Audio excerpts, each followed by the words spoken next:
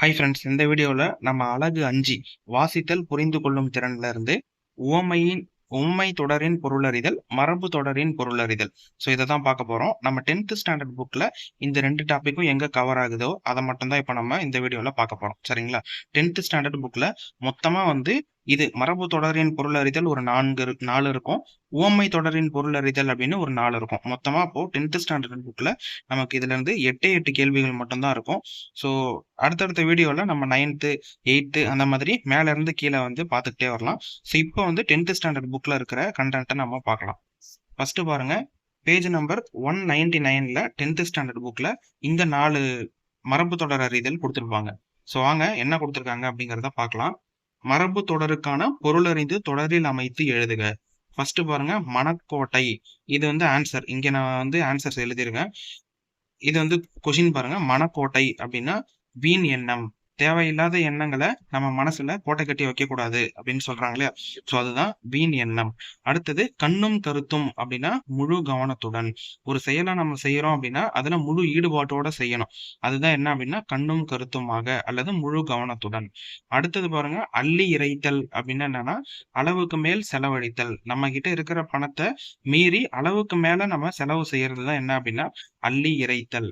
அடுத்தது ஆற போடுதல் அப்படின்னா காலம் தாழ்த்துதல். ஒரு செயலை இன்னைக்கு செய்யறதுக்கு பதிலா நாளைக்கு செஞ்சுக்கலாம், நாளான்னைக்கு செஞ்சுக்கலாம் அப்படின்ட்டு காலம் தாழ்த்துறோம், ஆற போடுறோம் இல்லையா? அதுதான் என்ன அப்படின்னா ஆற போடுதல். அதுக்கான அர்த்தம் காலம் தாழ்த்துதல். ஸோ இது மரபு தொடர்.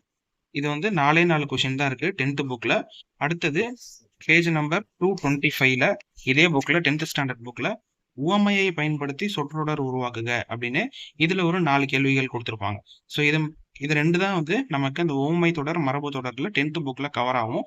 இதை படிச்சிட்டீங்க அப்படின்னா 10th புக்ல இருக்கிற இந்த கண்டென்ட் இந்த சிலபஸ் வைஸா இருக்கிறதுல இது ஓவர். ஃபர்ஸ்ட் பாருங்க, தாமரை இலை நீர் போல அப்படின்னா ஒட்டாமலும் ஒதுங்காமலும் இருத்தல், அதாவது பட்டும் படாத மாதிரி இருத்தல் அப்படின்னு சொல்லுவோம்லே, அதுதான் தாமரை இலை நீர் போல. அடுத்தது மழைமுகம் காணா பயிர் போல அப்படின்னா வாடி இருத்தல். மழைமுகம் காணாத பயிர் எப்படி இருக்கும்? வாடி இருக்கும். ஸோ அதுதான் என்ன அப்படின்னா இதுக்கான ஓமை உணர்த்தும் பொருள், வாடி இருத்தல்.